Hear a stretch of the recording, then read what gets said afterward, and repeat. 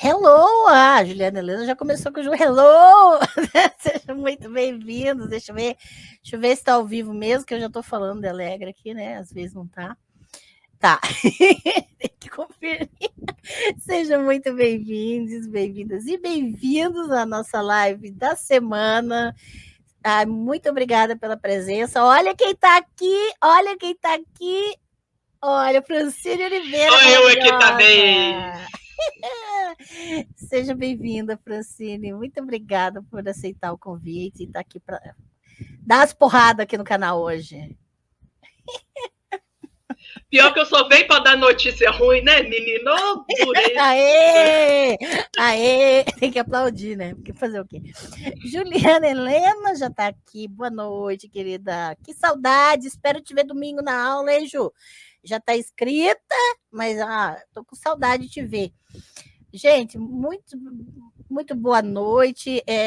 Já vou falar, né? Não posso começar começando, porque eu preciso agradecer, né? O povo que acompanhou aqui no canal.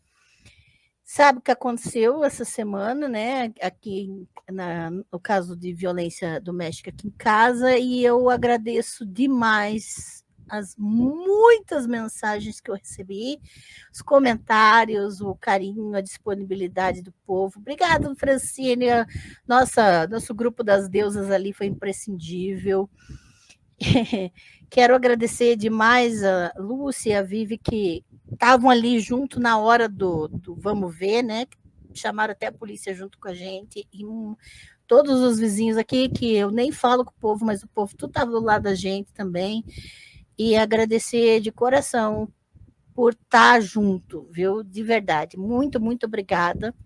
Eu e a mãe estamos bem, e amanhã minha mãe faz 70 anos e finalmente ela está livre. E muito obrigada por todo o carinho. Também agradeço porque teve uma profissional que entrou em contato comigo oferecendo terapia pro bono para mim. Ela é especialista em violência doméstica, então semana que vem já estou começando a ser atendida nessa área também. Então, muito obrigada por todo o apoio, pessoal, tá? De verdade. Todo mundo que está comprando os cursos, os pacotes também, estão ajudando demais, gente. Muito obrigada mesmo. E olha o povo tudo feliz aqui. Larissa Berbel, seja bem-vinda. Boa noite. Tiago Faria Mello. O Tiago foi sorteado na última live. O livro já está a caminho, viu? Que beleza? Foi sorteado ao vivo aqui nesse pessoal do chat, né? Tiago, Larissa, Juliana estão batendo cartão toda a live aqui. Muito obrigada. E o Thiago ganhou o Caliban e a Bruxa, olha que maravilha, tá indo para sua casa. Isso aí, ó, amanhã 70. Exatamente, Larissa. Mamãe venceu. É isso aí. E olha, fico muito feliz, de verdade. E estamos aqui com a maravilhosa Francine Oliveira para falar um assunto importantíssimo. Quero convidar, deixar registrado aqui o convite para vocês se inscreverem, compartilhar essa live, curtirem, e até mesmo depois chama um grupo e vai ver assistir essa live para conversar e discutir sobre o que vai ser dito aqui. É importante a gente mobilizar nossas comunidades, nossos grupos de conversa, nossos contatos. Manda para o seu tio do WhatsApp lá que te perturba, e acho que vai ser ótimo para, né, ficar um jogo mais igual, assim, de conversa. Hoje vai ser uma beleza, porque hoje eu tô sem filtro e não faço nem questão de colocar. É isso aí, Tiago. Boa noite, Nayara. Seja muito bem-vinda, viu? Beijo de BH. Olha só, beijo, BH. Obrigado pelo carinho, viu? De verdade. Quero dar as boas-vindas aos novos membros do canal desde a última live. Há 8 dias atrás, tivemos uma live aqui no canal sobre Lilith, né? Espero que tenham gostado. Se não viram, assistam lá. E quero dar as boas-vindas, né? A Juliana Rosmaninho, Tabata JS, que reativou a membresia, Cristina Blanco, Kátia Marquines, que mudou a categoria, Marcos Camargo, Vinícius Cheli, que reativou, Cledson Félix, que reativou, Ângela Oliveira, muito obrigada por ter mudado também a categoria, aumentado sua contribuição. Rosimeire da Silva, seja muito bem-vinda.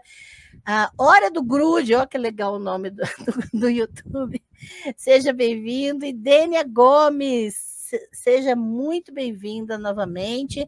Rosana Nascimento, nova membra. E Plano B, a Vanessa, sejam muito bem-vindos aqui ao canal Espaço das Deusas. Esses são os novos membros. Lembrando que todos os membros que não fizeram ainda, gente, mande um e-mail para mim com seu nome completo e endereço de correspondência dos Correios, porque todos os membros têm direito a receber um pacote de materiais maravilhosos. Manda aqui para o meu e-mail. Toda segunda é dia de correio, e daí eu já despacho os pacotinhos para vocês, com materiais maravilhosos, adesivos, brindezinhos, que vocês têm direito, tá? Lembrando que enquanto sua membresia estiver ativa, você concorre a livros e cursos todo mês. E, ó, sorteio de Natal vai ser maravilhoso, hein? Vai ter coleções aqui para vocês. Então, vamos continuar firme aí, né? Hoje vai ser babadeiro. O pessoal já está esperando tudo, viu? O povo vê a Francine aqui no canal e já se prepara, né? Senta que vai vir bom.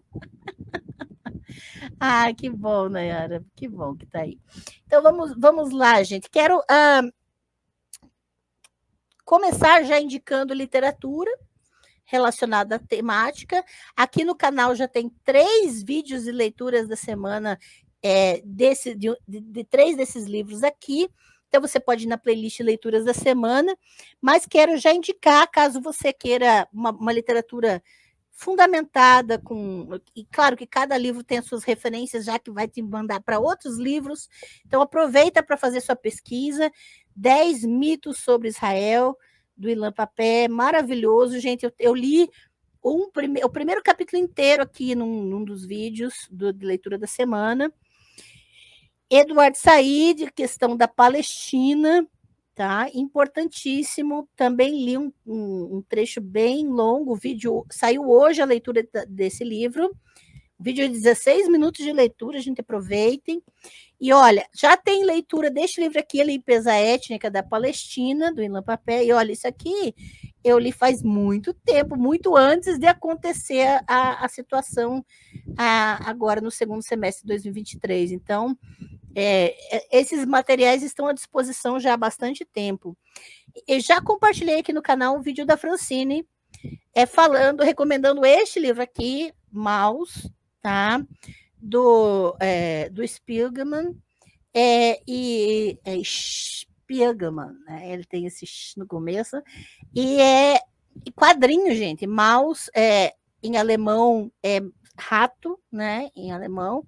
E ficou um jogo legal no português, porque tem outro sentido da palavra também, mas é quadrinhos e é um judeu retratando a questão do nazismo e outros elementos, né? Nem sei se podia falar essa palavra, mas já foi agora. E aí, é importantíssimo. E olha, gente, isso aqui é imperdível, tá? A Palestina do Joe Sacco, eu tenho essa edição especial aqui, capa dura, maravilhosa. Ele é jornalista, né, investigativo, vai lá a campo fazer as entrevistas e é também em quadrinhos. E é um quadrinho fundamental para compreender também a realidade de quem vive lá na Palestina. Então, olha, só livros importantes, livros fundamentais para que você tenha o mínimo de informação para falar sobre o assunto, tá, gente? A gente não pode simplesmente ser inconsequente de querer discutir em videozinho assuntos a respeito dos quais a gente não tem o mínimo de informação. E por isso, né, considero importante essa live. Quero... olá. Espero que esteja bem. Muito obrigada, Maria. Muito obrigada mesmo. Agora estou bem. Olha só, Nayara, como faz para ser membro? Olha lá no chat fixado lá em cima, eu coloquei, já clica lá, o primeiro comentário é o meu, tem o Linktree, ali no Linktree, você clicando lá, nesse chat, você clica no link e vai abrir o meu Linktree, aqui, nossa, Minha internet está difícil aqui ou é normal? Deixa eu ver se está funcionando esse Linktree aqui, porque senão já era, né? Ah, deu.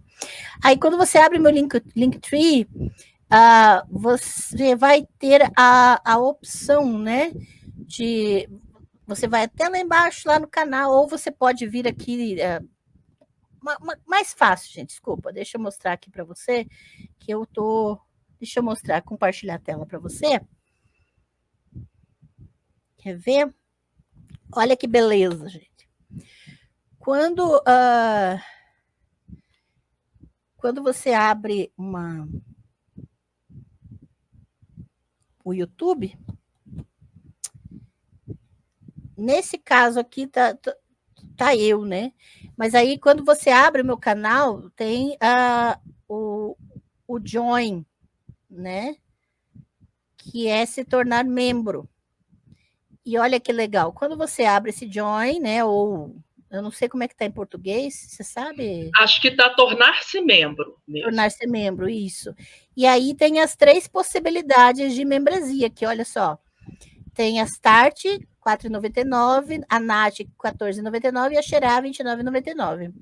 Aí ele vai dar aqui, mostrar que você tem direito a emojis exclusivos, o pacote de materiais e que se você for membro Start. Se você clicar em Anat, além de tudo isso, né, você tem essas possibilidades, você vai ter mais aqui, e a Xerá tem um brinde extra, tá?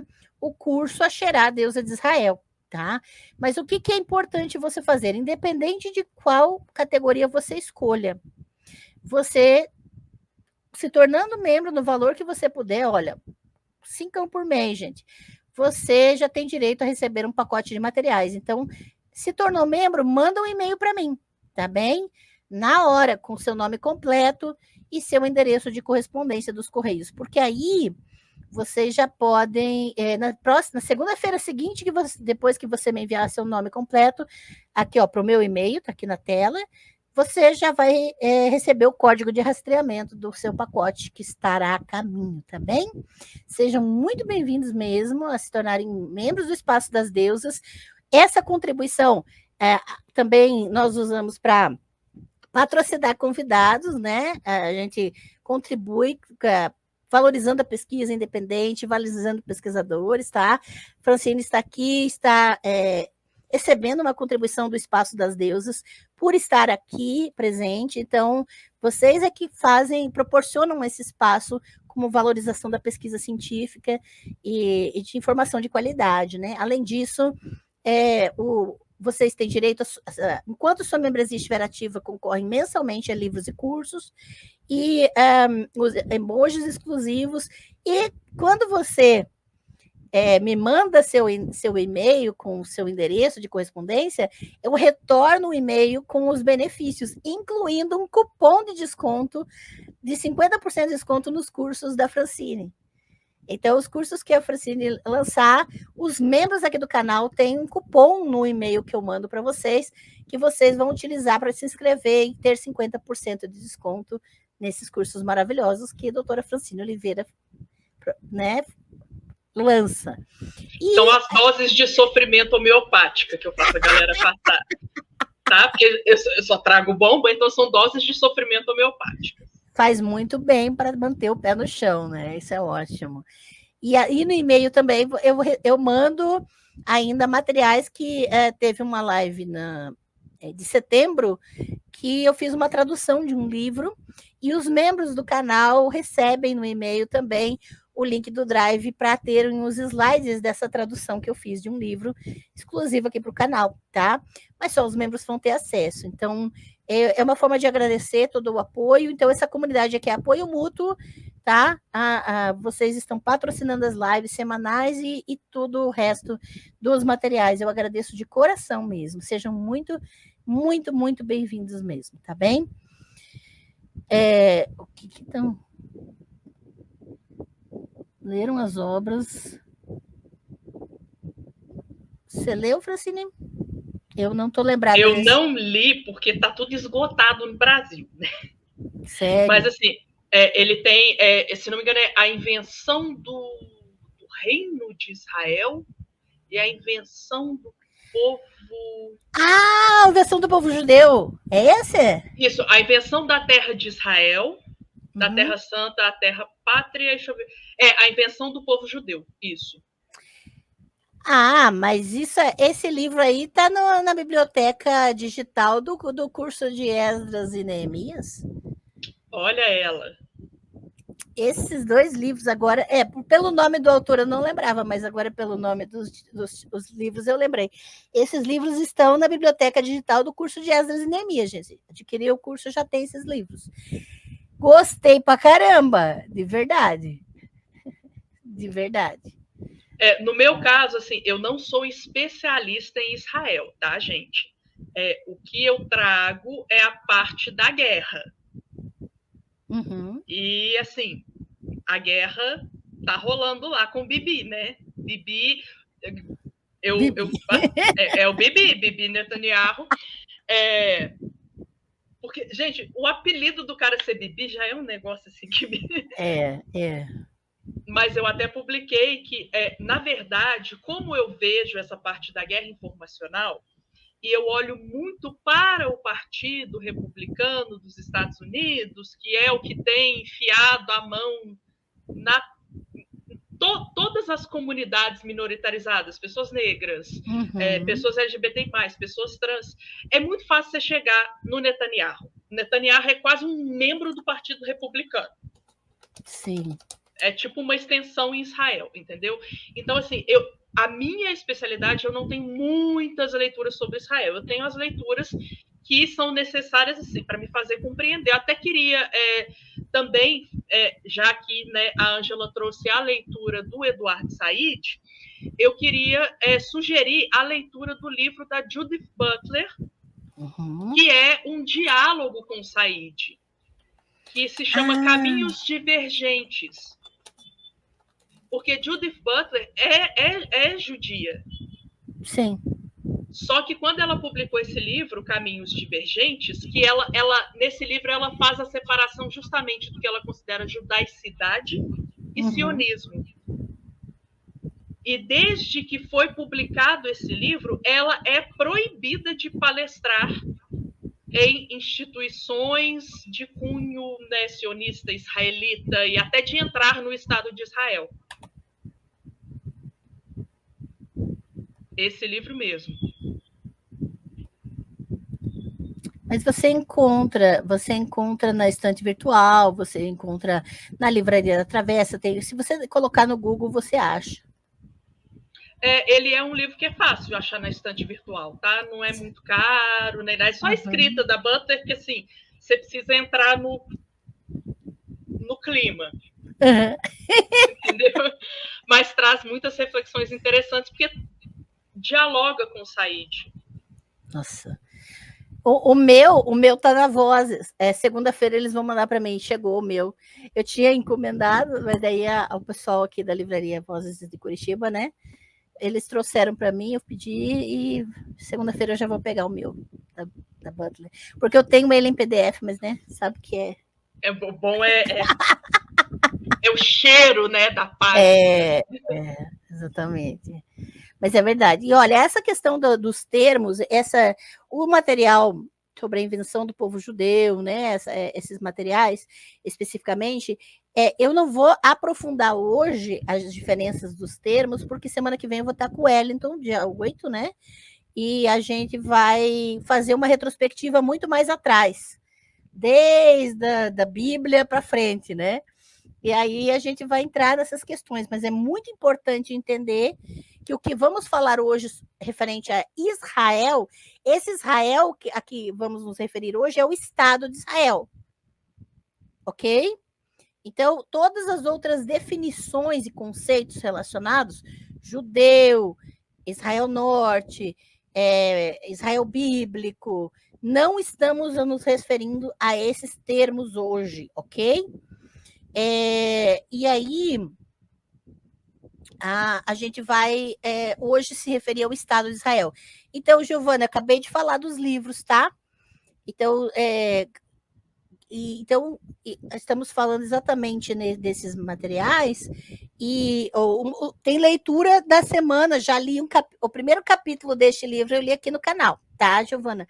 Aí depois você só volta no comecinho da live para pegar todas as referências, porque eu referenciei alguns outros também, tá, querida?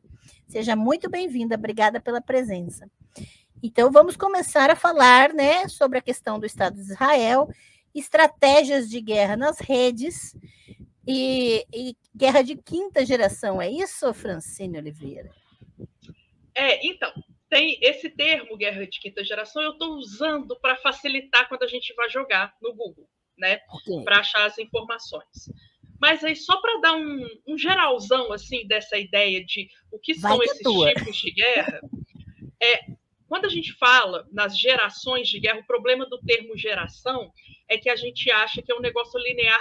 Aconteceu naquela época a primeira geração e acontece agora a quinta. Não é assim, né? Não é linear, tá?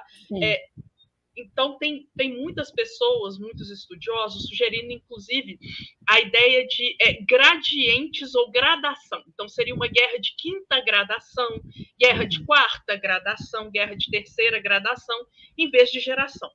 Só que os primeiros teóricos, né, que elaboraram essa ideia das gerações, eles pegam os marcos históricos que são mais exemplares do estilo de guerra que acontecia, qual que era o estilo de guerra principal.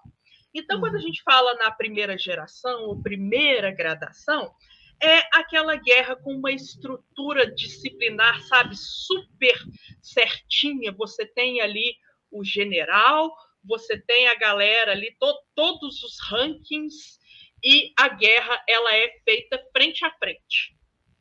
É aquilo que você vai pensar quando a gente imagina uma guerra, qualquer guerra que seja de tempos mais antigos, antes da pólvora, né? A gente vai sempre pensar nessa guerra.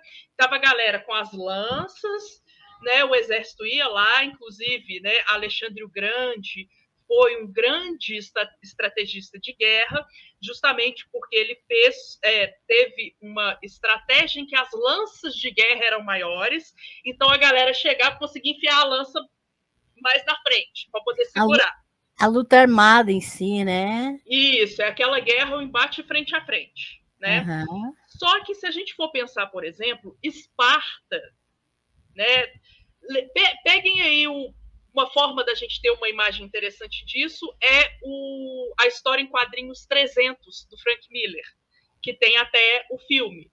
Ali, o que você tem, por exemplo, é uma guerra que a gente consideraria a guerra já de terceira geração. É o mesmo tipo de guerra que vai predominar na época da Segunda Guerra Mundial, que é a chamada Guerra de Manobra. Ali, né, o que aconteceu foi uma manobra para pegar um exército num ponto crucial, um ponto mais à frente. Olha, o exército está chegando, a gente vai mais à frente, onde tem um desfiladeiro, tem toda uma questão geográfica ali, a gente vai usar uma manobra para pegar esse exército. Essa seria a guerra de terceira geração, e ver como que pula, sendo que a gente está falando de uma história até com características míticas, que é muito mais antiga, né? Mas só para não perder essa linearidade. Primeira geração é aquela guerra corpo a corpo, frente a frente. A guerra de segunda geração ou segunda gradação, você concentra a sua energia e o seu poder. Então, você tem a concentração, você vai juntar o máximo de pessoas possível para poder concentrar o ataque. Certo. Então, assim, a artilharia ela vai ser toda concentrada, ela vai ser reunida ali num único ponto. Seria, por exemplo, o que Napoleão Bonaparte fez. Ele vai concentrar a artilharia dele para poder destruir mesmo a base, as formações de base que são feitas dos exércitos. Certo. Quando a gente pensa na terceira geração ou terceira gradação, o termo que se usa mais comum é o da guerra de manobra. O que seria a guerra de manobra? É a guerra, por exemplo, usada pelo exército alemão, que é a Blitzkrieg. Por exemplo, né, quando foi para a conquista da França, o exército alemão ele não era maior a nível de poderio em relação ao exército francês. Só que ele usava pontos estratégicos que estavam à frente do exército francês, na fronteira, para poder pegar o exército em vários locais estratégicos. Aí ele fazia blitz, né? A blitz é a tempestade, é a guerra de tempestade. É como se fosse uma tempestade em cima de certos pontos para que os franceses não soubessem para onde ir. Então, na verdade, em vez de você destruir a formação de base do exército, o que você faz é desnortear aquele exército. Justamente porque ele não sabe para onde ele vai. É usando a manobra. E aí, quando a gente fala na guerra de quarta geração ou de quarta gradação, é aí que entra a assimetria da guerra. Porque você não tem mais uma guerra que é de Estado contra Estado. Você tem guerras que são promovidas, por exemplo, aí vamos lembrar do Vietnã, né? Que eu falo bastante da guerra do Vietnã porque ela foi muito marcante. Aliás, e isso é muito curioso, quando a gente fala na tal da guerra de quarta geração ou de quarta gradação, toda vez que os Estados Unidos, que é aquele exército que até hoje se vangloria de ser mega poderoso e fodão, todas as vezes que ele participou de uma guerra assimétrica, ele perdeu. Que foi no Vietnã, foi no Líbano e foi na Somália. E por que é assimétrico? Porque são grupos, às vezes, de guerrilha. Você aproveita não só das estratégias de manobra, mas você se aproveita de absolutamente tudo que você puder usar para desestabilizar o seu inimigo. A guerrilha, por exemplo, e aí no Vietnã, porque é mais fácil de encontrar filmes, talvez, que mostrem isso, no Vietnã, os combatentes dos Estados Unidos não sabiam aonde os guerrilheiros estavam. Justamente porque eles estavam escondidos no meio da floresta, no meio ali de um território que era deles e que eles pegavam sempre os americanos de surpresa. Você pode ter também o uso de minas enterradas, né? Então, assim, todas essas estratégias, inclusive as estratégias terroristas. E aqui eu estou falando em terrorista, eu não estou condenando, tá, gente?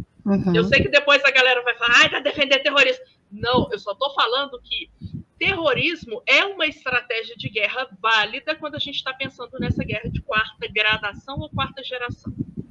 O que é válido na guerra de quarta geração? É experimentar. Você não tem mais aquela cadeia rígida de comando. Então, você pode ter, por exemplo, o guerrilheiro, né? Ele nem é parte do exército.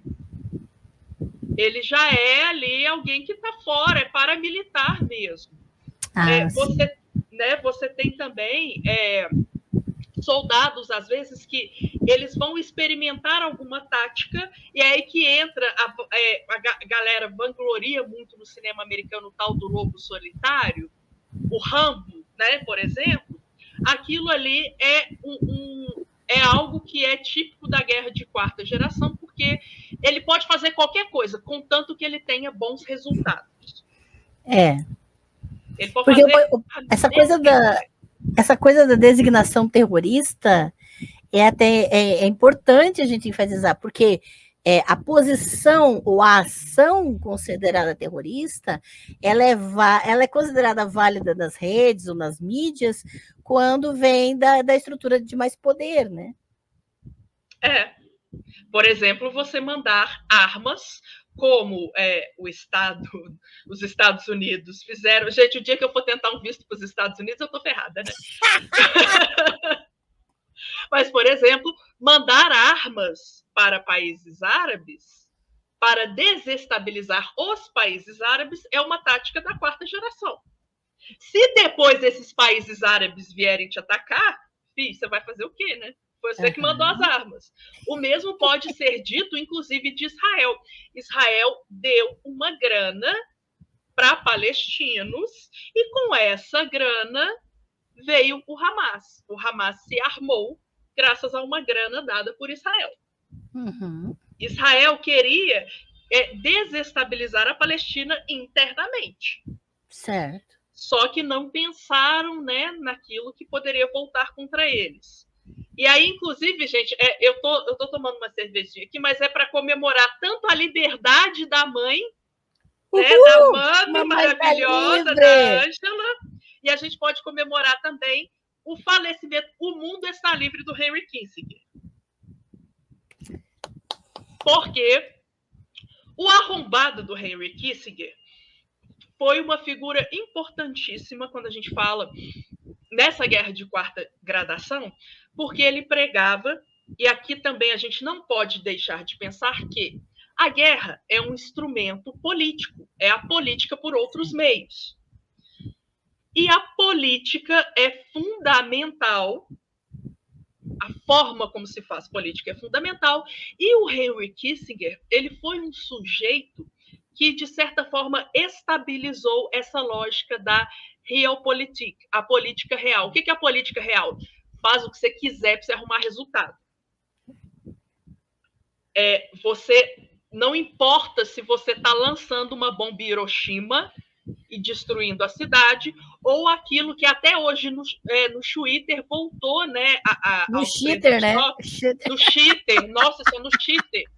Voltou aos trending topics aquilo que a Madeleine Albright falou sobre a Guerra do Golfo, né? Guerra do Golfo em 91, e aí em 96 a Madeleine Albright, que era uma diplomata dos Estados Unidos, ela foi entrevistada e a entrevistadora falou, olha, tem mais de 500 mil crianças iraquianas mortas. Você acha que isso é um bom preço a se pagar? E aí ela fala que, sim, é difícil fazer a escolha, nossa, é tão difícil fazer a escolha, mas é um preço que vale a pena pagar. Você ter mais de 500 mil crianças iraquianas mortas, né? Sim. E aí entra uma outra estratégia que ela foi usada, por exemplo, é por isso que eu falo que não é linear, porque ela foi muito usada durante a Segunda Guerra Mundial, mas ela é uma estratégia que ela é mais presente nas guerras de quarta gradação, de quarta geração, que é a desumanização. São as estratégias linguísticas discursivas. Para Madeleine Albright, essas crianças, essas 500 mil crianças, nunca foram humanas, porque elas são iraquianas. Então, não existe humanidade aí. O livro Maus, né, retratar ratos no lugar de judeus, é justamente uma estratégia usada pelo Ministério da Propaganda alemão. Né, que tratavam os judeus como ratos, e aí, como eu não consigo deixar de associar, que a gente corta para 2023, vem a Carla Zambelli e mete lá aquela imagem em que você tem, imagem cafoníssima, porque você tem a águia, uma águia que representa os Estados Unidos, mas essa águia enrolada na bandeira de Israel, pegando um rato, e o rato está lá com a bandeira palestina. Então, essa desumanização, e a gente tem isso também no ministro israelense lá da defesa, né? O comandante de guerra, todos eles falando que israelenses são menos que humanos. Então, essa batalha semântica, essa guerra dos sentidos, ela também é própria da quarta geração, da guerra de quarta geração. Deixa eu projetar essa imagem aqui para o povo ficar ligado, né? Sim. Acho que é importante. Olha isso. E pensando nesse livro que a gente acabou de citar, que é o Maus, né? Que é a palavra rato em alemão, em que os judeus são retratados como ratos. Exatamente.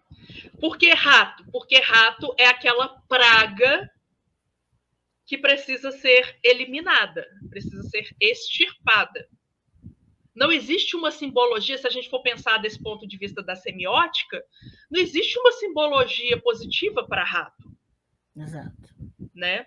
E aí a gente tem, né, também na guerra de quarta geração, essa parte de uma guerra que ela é irregular, justamente porque vai ter todas aquelas outras gradações que eu falei, elas vão rolando junto. Você tem a violência física, você tem o genocídio, por exemplo, que ele é mais típico da segunda, né, da segunda geração, mas você tem o genocídio direto. Então, você tem uma alta complexidade, porque essa guerra ela está quase que em todos os lugares, de forma que fica até difícil você separar momentos de paz dos momentos de guerra. Certo. Por exemplo, se a gente for pensar no próprio Bolsonaro, se a gente for lembrar, né, de como foi o governo dele, não houve nenhum momento em que a gente se sentisse em momentos de paz, né? Porque ele usava dessas táticas. Os principais desenvolvedores, estrategistas dessas táticas foram dois arrombados dos Estados Unidos, tá? É porque assim, eu não posso falar muito palavrão, né? Porque a gente ainda mantém a monetização. Mande Pix para a gente pagar os processos, gente. O Pix é meu endereço de e-mail, tá, gente? Mas tem dois caras que um deles, ele inclusive cunhou, né, a expressão guerra de quarta geração, e ele trabalhava junto com outros militares. Esse cara nunca foi um militar, mas ele se tornou um estrategista militar. Ele dava palestras, né, em Quantico e tal. E ele era ultraconservador. Ele era do campo, na verdade, que a gente chama de paleoconservador. Tem ele, que é William Lind. Gente, se eu ganhasse 1 centavo a cada vez que eu falo o nome desse homem, eu já estava milionário. Verdade, mas o William Lind, tá? E ele era muito... Ele né? Esse está vivo ainda, mas ele era muito amigo do Paul Weyrich. Paul Weyrich já morreu. Morreu cedo, mas deixou tanta desgrama. O Paul Weyrich, ele foi o fundador da forma moderna do cristianismo de extrema-direita. Essa nova direita cristã nacionalista dos Estados Unidos teve o Paul Weyrich como uma das suas mentes fundadoras. Tá? E o Paul Weyrich, ele criou a Heritage Foundation. Sim. Fiz as ligações aqui, muito nome, desculpa. É por isso que eu falo que tem que ser doses homeopáticas de desespero, porque quando a gente vai ligando tudo, o bicho pega. Certo. Só para o povo localizar. O William Lind, ele tem um livro, inclusive, né? Que você já citou na live anterior aqui no canal, né? Ele tem muitos textos, na verdade. Ele tem livros, mas nenhum deles traduzido. Ele tem muitos textos justamente sobre a guerra de quarta geração. Certo. Que são... ele vai colocar nesses livros os textos das palestras dele. Ele escrevia muito para veículos conservadores dos Estados Unidos, agora parou. Ele tem um livro, na verdade, que é um romance, uma distopia chamada Victoria, mas ele só existe em língua inglesa. Tá? Que é uma distopia em que ele mostra como seria uma guerra de quarta geração acontecendo para se ter uma revolução ultraconservadora nos Estados Unidos, em que os ultraconservadores tomariam o poder nos Estados Unidos por meio da força. Certo. E daí desculpa. Pode falar, pode perguntar. E aí a relação dos dois, do William com o Paul, qual é a ligação direta entre os dois? Eles Só sempre para mais trabalharam evidente. juntos, tá? Eles sempre trabalharam juntos e as estratégias da guerra de quarta geração que a gente vê até hoje sendo usadas pelo Partido Republicano e pela Heritage Foundation foram desenhadas principalmente por esses dois. Tá? Então, essa ideia, inclusive, de você criar um canal de TV próprio, de você dominar a mídia, então você vai criar, né, os seus canais de TV para poder falar para o público que você quer. E aí, o Paul Weyrich, ele falava muito para fundamentalistas, neopentecostais e o público televangelista em geral. Ele era muito chegado de pastores televangelistas. Detalhe, se você colocar no Google, né, essa Heritage Foundation, só esse nome no Google, a receita líquida deles que aparece ali, que aparece no Google, ou seja, que, né, a gente não sabe o resto, em dólares. Está na tela. Né? Receita líquida deles. Está no Google. Facinho de encontrar. O Tiago só fez uma pergunta aqui, antes da gente seguir. Você tem visto vídeos de israelenses fazendo chacota dos depoimentos palestinos, sugerindo Sim, nos vídeos que eu vou entrar nisso. Vou entrar nisso daqui a pouco, tá? É só porque eu só queria apontar aqui, porque o Stefano está falando aqui, essas estratégias não usadas somente por um lado. Não existe ambos os lados, Stefano.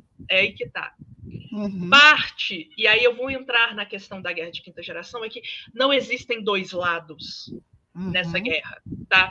Para a gente falar que existem dois lados, eles precisariam estar nivelados. Para a gente falar que existe um conflito, por exemplo, entre israelenses e palestinos, seria necessário existir, por exemplo, um Estado palestino reconhecido e financiado, o que não existe. Então, não existem dois lados, não existem ambos os lados. O que existe é um lado muito financiado, que tem um histórico, inclusive de treinamento, usando esta estratégia, acachapando todo e qualquer campo que eles tenham como inimigos.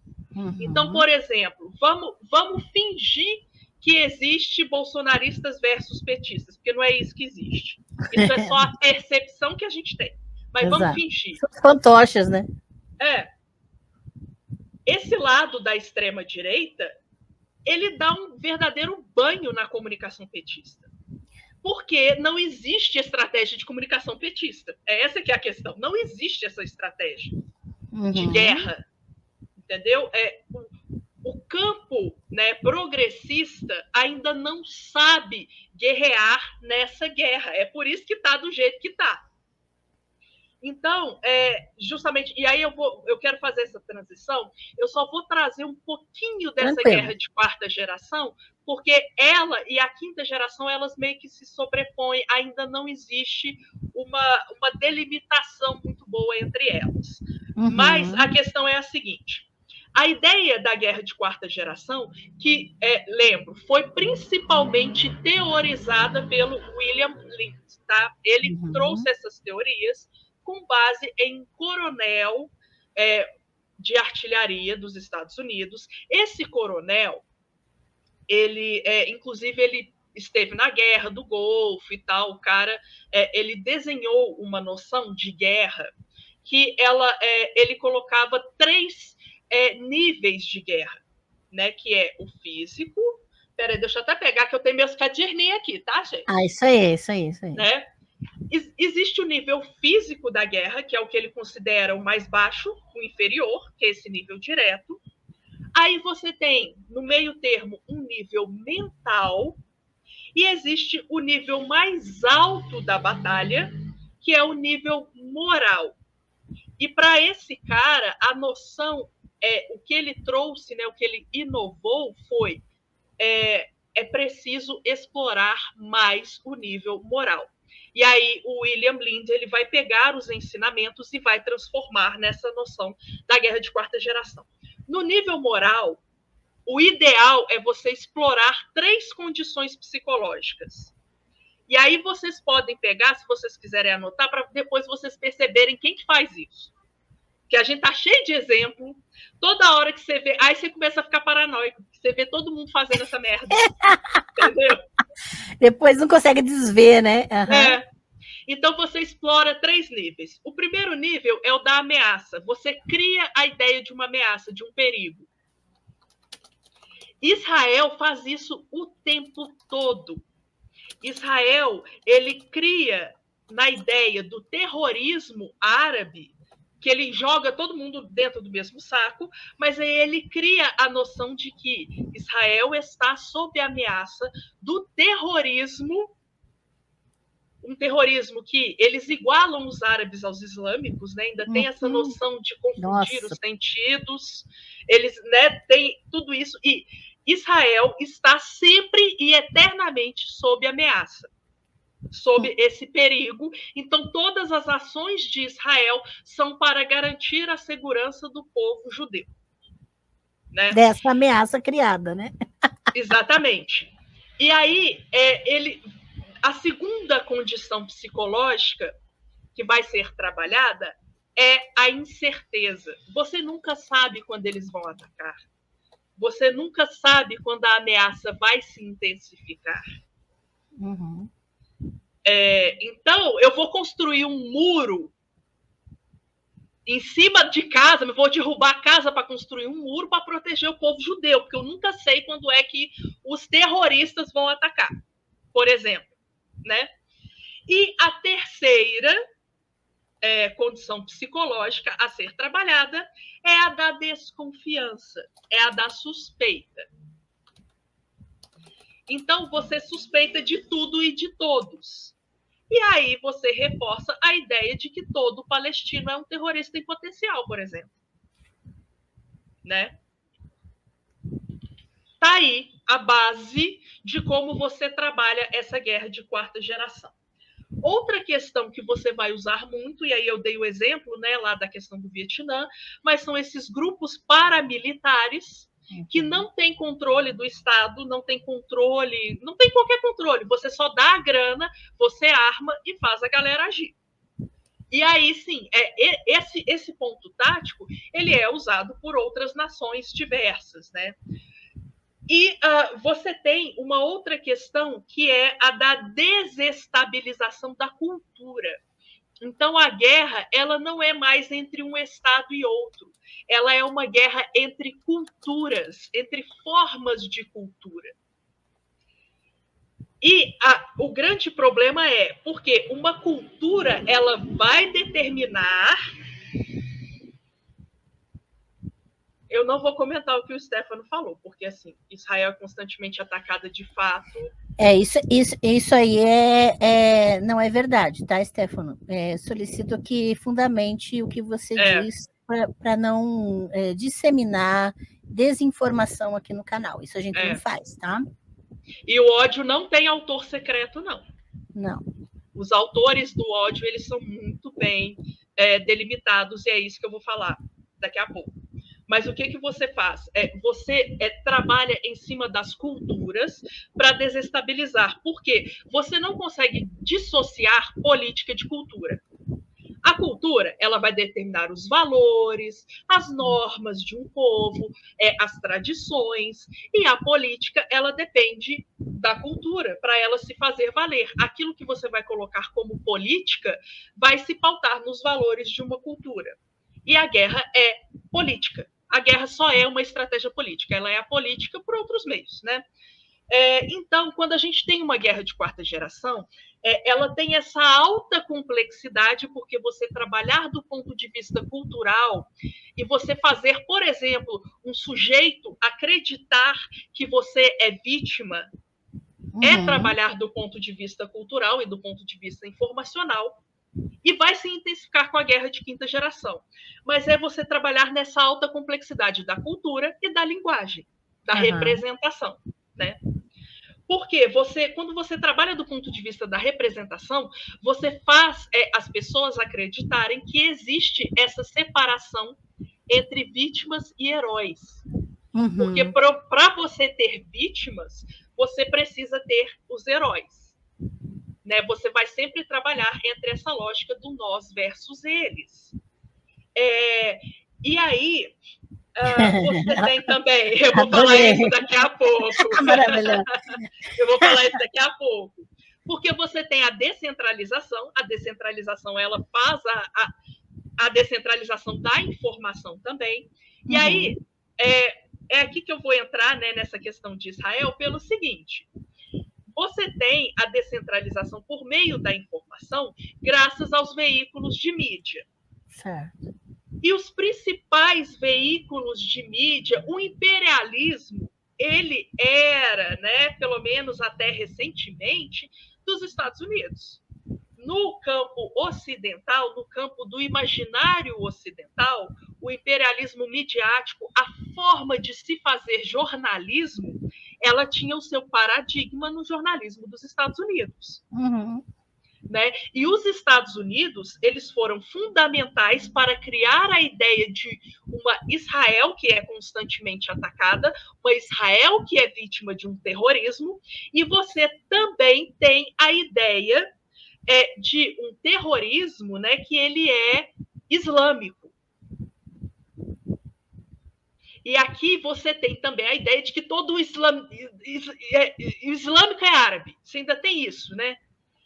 Você tem a islamofobia juntamente com toda essa noção de que a jihad é uma questão própria de todo e qualquer árabe é um terrorista em potencial. Esse círculo vicioso aí, ele foi muito bem desenvolvido pela mídia norte-americana, isso de muito tempo, porque eles precisaram disso, né, para promover diversas invasões ao longo da história norte-americana. E se a gente for pensar que o único contraponto que existe, né, o principal contraponto que existe à mídia norte-americana e à semiótica da mídia americana é a Al Jazeera. A Al Jazeera foi criada em 96. Ela é muito recente se a gente for pensar no trabalho que foi desenvolvido antes, né, da Al Jazeera surgir, por exemplo. E importante que o pessoal saiba que a Al Jazeera é um canal de mídia, né, para veicular informação, notícias. Tá? Ele foi criado no Catar simplesmente para trazer uma outra visão do mundo árabe. É um canal progressista árabe. Né? É importante a gente ter essa dimensão. Exato. E é só com a Al Jazeera que você vai ter uma narrativa justamente que diferencia tudo, né? Que coloca essas questões. Olha, você tem os árabes, você tem grupos que são partidos políticos ou que são organizações como Hamas, Hezbollah, e esses partidos têm braços armados que não são o partido inteiro, por exemplo. Exato. Todas essas diferenciações, você não tinha isso até a criação da Al Jazeera. E a própria Al Jazeera, ela não chega para todo mundo até hoje, né? E eu só queria voltar aqui, se não me engano, foi uma pergunta que a Juliana fala, a Juliana citou o Hamas, né? Israel queria combater o Fatah quando deu apoio financeiro ao Hamas? E acho que só, antes de você responder, desculpa, te cortei, mas é a questão da falsa ideia dos dois lados que outras pessoas podem ter, e que essa pergunta da Juliana toca no ponto, né? Dessa falsa equivalência ou de oposição que não há exatamente pelo caso do financiamento, né? Sim, porque, olha, não sei se o objetivo de Israel era só combater o Fatah. Israel queria desestabilizar os palestinos. Era combater diretamente o Fatah? Não sei. Era desestabilizar os palestinos de alguma forma para que eles tivessem conflitos internos. Uhum. O principal foco era esse, era desestabilizar. Sim. Porque eu não sei em que medida, né, Israel acreditava à época que seria capaz de combater o Fatah, ou porque se a gente for pensar só em combater o Fatah, Israel poderia muito bem simplesmente bombardear e fazer o que está fazendo agora. Exato. Ele tem força militar, poder internacional suficiente para isso. Sim. E é aí que a gente vai para a quinta gradação pelo seguinte. Eu falei sobre essa questão da cultura, da quarta gradação de guerra, em que você tem uma guerra por múltiplos meios, descentralizada, em que você vai utilizar a mídia, a propaganda, a pressão política da ONU, né? Pressão social em cima do povo. Beleza. Você também não tem uma hierarquia muito bem definida. E aí, por que que as pessoas começam a falar em quinta geração ou em quinta gradação? Porque você vai ter algumas dimensões informacionais que são inéditas. Uma delas é as mídias sociais. As mídias sociais, elas vão trazer uma amplitude para a disseminação da informação que nunca antes foi vista, né? Então, você tem. O que você vai ter com isso? Com o que a gente pensa dessa guerra de quinta gradação? Uma capacidade ilimitada de disseminar informação. Porque quem você não pega por meio da televisão, por meio da rádio, você pega por meio da mídia social, por meio do Zap, né? Você vai ter uma forma de modelar a opinião pública para semear dúvida. E aí, por isso que eu falo que uma coisa acaba se interpondo na outra, porque semear a incerteza, semear a dúvida, era algo que já era próprio, né, da guerra de quarta geração. Mas aí você tem essa capacidade de instrumentalizar pela dúvida que nunca antes você teve, justamente graças às redes sociais. Você gera a dúvida a ponto de você esgarçar por completo o tecido social. Você não tem mais como conversar. Justamente porque aquela pessoa que vai receber pelo Zap, vai receber as coisas, ela vai ficar ali naquela bolha de compartilhamento só das informações próprias dela, por causa dos algoritmos, que vai fazer com que ela passe a desconfiar do vizinho dela. Então, você tem, por exemplo, sei lá, a tia Sônia, que está lá recebendo a coisa do Zap, ela vai começar a desconfiar de mim. Porque eu sou uma pessoa que estou falando o tempo todo dessas informações, estou falando de guerra, estou falando não sei o quê. E aí você começa a esgarçar, igual eu falei, a romper o tecido social. As pessoas não conseguem mais existir em sociedade porque a guerra se torna permanente. Ela é permanente. É uma guerra a todo momento. Ela está no telefone de cada pessoa, né? Tá. Ela está no telefone. A ponto das pessoas perderem, inclusive, a noção do que estão ouvindo e repetindo. Exatamente. Porque aí você já pega numa lógica que não é só instrumentalizar pela dúvida. Você tem também um cansaço pelo excesso de informações. A pessoa não consegue mais discernir nada, ela vai ficando exausta. Então, ela passa a reagir àquilo que pega mais nas emoções dela. Porque para você conseguir discernir, para você conseguir fazer esse tipo de reflexão que a gente está fazendo aqui hoje, você gasta energia do seu cérebro. É cansativo, é exaustivo. A gente não está aqui, por exemplo, sendo conduzido por imagens sensacionalistas. Até citaram aqui no chat. Exatamente. E aí entra aí essa parte. Essas imagens sensacionalistas, elas estão ali exatamente para que a gente não use nosso senso crítico. E só uma observação para o pessoal aqui, gente. Nós não estamos falando de cristãos aqui na live, estamos falando do Estado de Israel. Então, perceba como o emocional pode fazer você não entender do que estamos falando. Tá?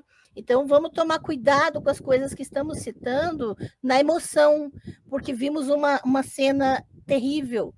Nós não estamos sendo levados nós estamos exatamente identificando o problema, identificando que isso é uma estratégia. Tá? Então, é para isso que estamos aqui, gente. Beleza?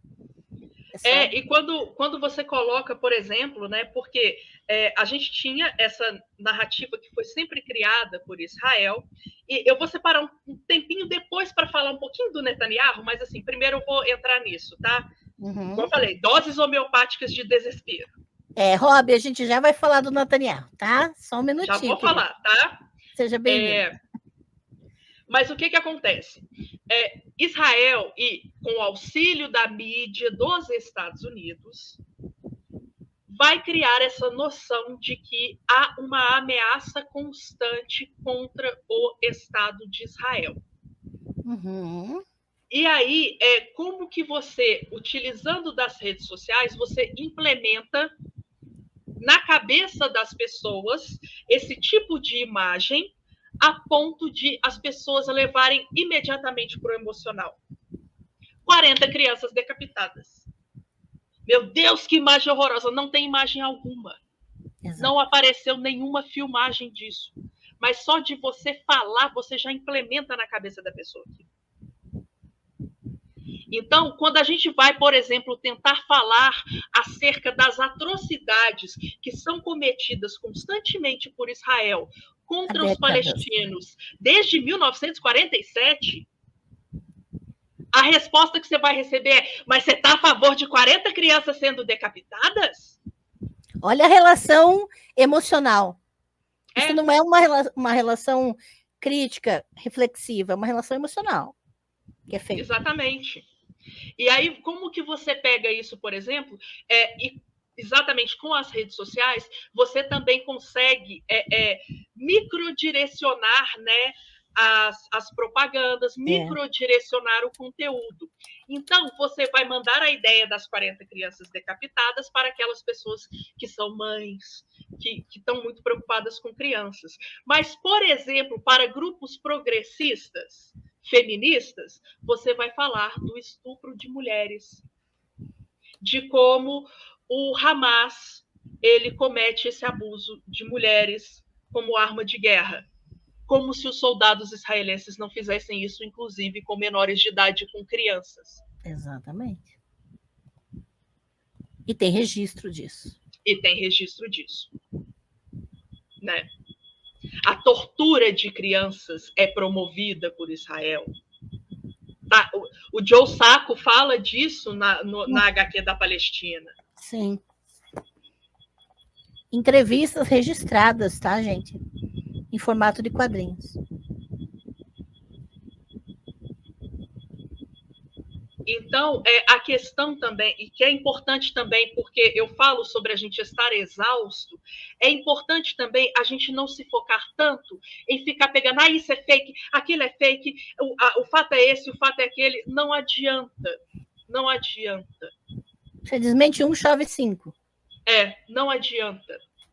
Exatamente porque quem está acreditando nesses fakes são essas pessoas que já estão com uma verdadeira lavagem cerebral pronta, promovida.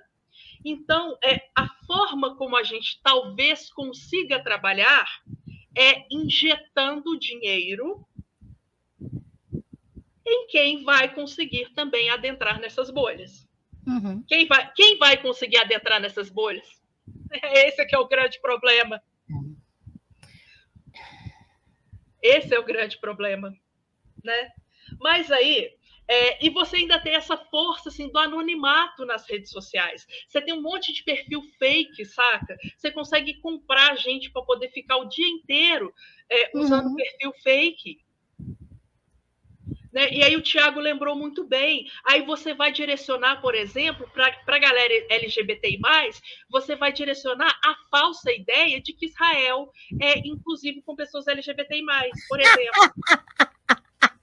Essa é a que mais tem saído. Então você tem toda. Aí você vai disseminar a ideia de que Israel é um Estado progressista, é bonito, é civilizado, e aí você cria novamente aquela falsa dicotomia de civilização versus barbárie. E você não trata daquilo que Israel faz. Então você tem uma violência que ela é difusa por meio da linguagem, da representação, das imagens. E graças aos algoritmos, por exemplo, do Tico e Teco, você vai privilegiar aquelas imagens que são favoráveis a Israel. E Israel, inclusive, e aí tem outra questão, outras táticas que Israel está usando, e além de ela estar usando essas táticas, ela consegue esconder isso muito bem, porque ela persegue as pessoas que vão dizer isso, que vão evidenciar isso. Uhum. Então, por exemplo, os próprios israelenses que às vezes querem falar sobre a perseguição que Israel está promovendo contra os israelenses, por eles falarem acerca do governo Netanyahu, esses israelenses eles são silenciados, são apagados, são presos.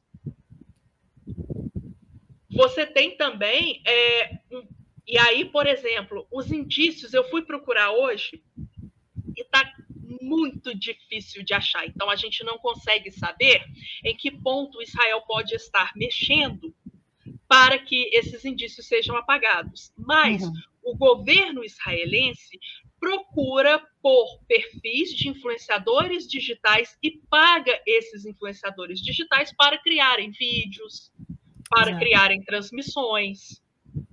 Só que você não consegue encontrar mais os indícios que tinham, porque você tem uma ou outra pessoa que teve coragem de denunciar, e aí, muito provavelmente, a gente não sabe o que foi feito dessa pessoa, se ela foi paga para calar a boca, se ela foi presa. Então, tem, sabe, um grande problema por conta da própria inteligência israelense. E aí, por falar em inteligência israelense, o que acontece? Aí a gente vai voltar para juntar os cacos. Isso. Falei do Paul Weyrich, que é criador da Heritage Foundation. Né? A Heritage Foundation, nos Estados Unidos, hoje ela é a principal, o think tank, né? A principal organização fundamentalista cristã da extrema-direita. Que está perseguindo pessoas trans, que está perseguindo pessoas negras, que está fazendo um lobby em cima da educação. E aí depois vocês me lembrem de falar até de educação. Sim. Eu vou dar uma palhinha até sobre educação, porque eu quero passar um vídeo da Boitempo aqui para vocês, indicar um vídeo, tá? Mas a Heritage Foundation, ela é a principal organização que comanda a política conservadora republicana nos Estados Unidos, tá? E o Paul Weyrich, fundador da Heritage Foundation, foi um grande estrategista que desenhou a maior parte das estratégias republicanas, pelo menos desde o governo Reagan, do Ronald Reagan. Ronald Reagan, que foi eleito em 1980. Tá? O que aconteceu em 1980? Tadã! Bibi entra para o círculo republicano estadunidense. Olha o Bibi aí, gente! O Bibi, ele está ali no republicanismo, ele é quase que um membro do Partido Republicano Estadunidense desde 1980. Tá? E para vocês terem uma ideia, o Bibi Netanyahu, ele tem o apoio financeiro, teve, né? Porque também morreu, mas de um outro arrombado chamado Sheldon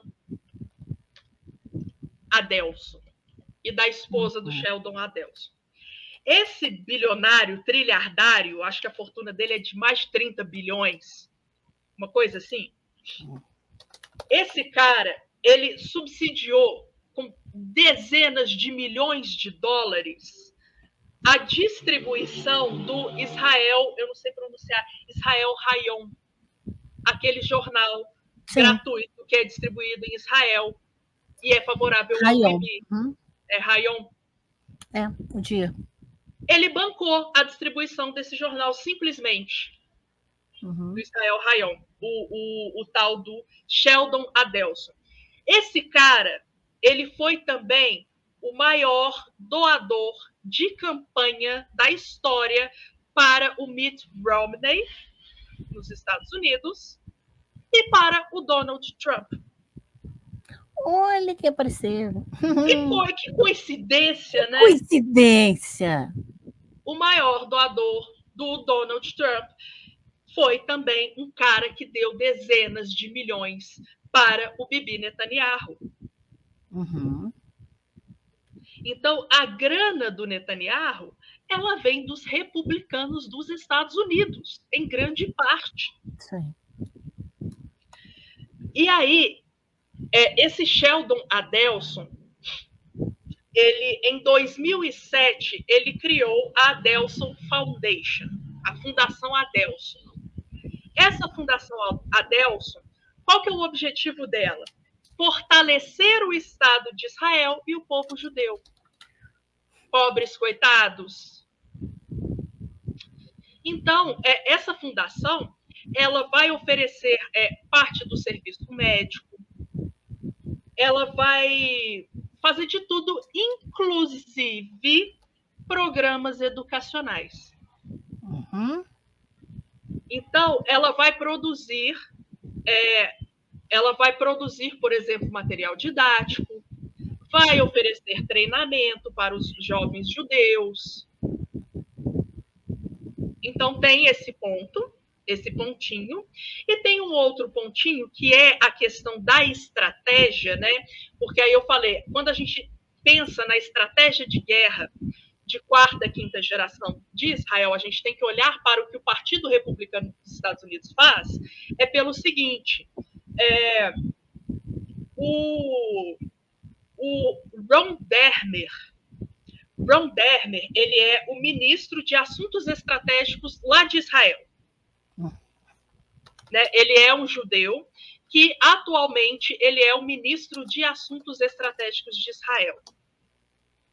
Esse Ron Dermer, ele trabalhou com um cara, um estrategista de campanha republicano, que é o Frank Luntz. O Frank Luntz, para quem já assistiu A Lavagem Cerebral do Meu Pai, é um documentário. Nossa, muito bom, cara. Esse documentário, ele vai falar da estratégia midiática do Partido Republicano.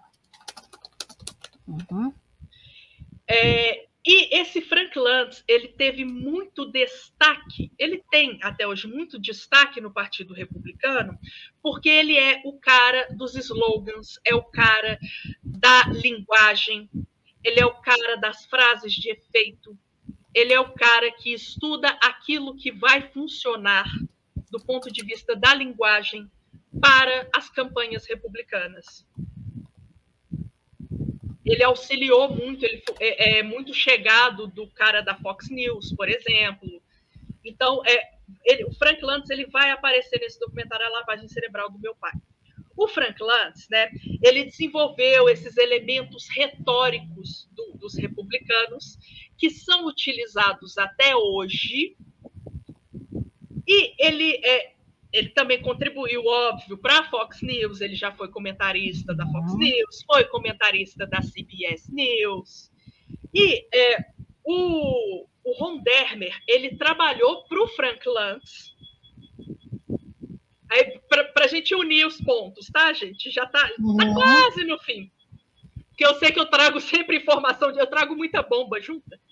Muito bomba. Mas aí, esse cara...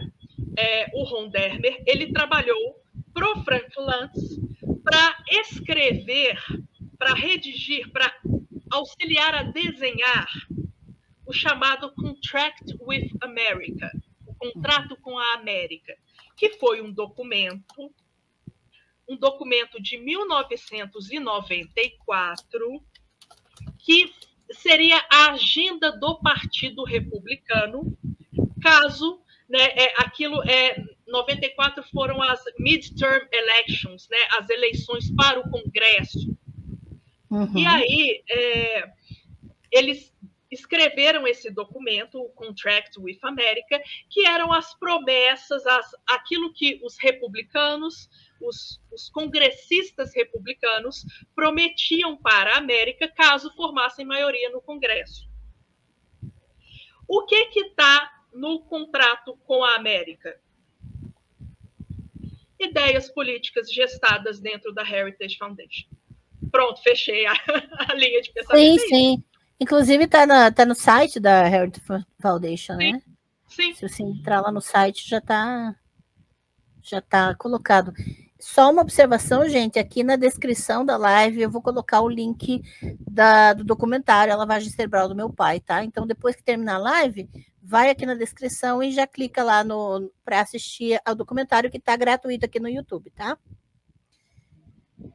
Então, basicamente, assim, fazendo um resumão, o Ron Dermer, que é o ministro de Assuntos Estratégicos de Israel, ele era um cara da Heritage Foundation.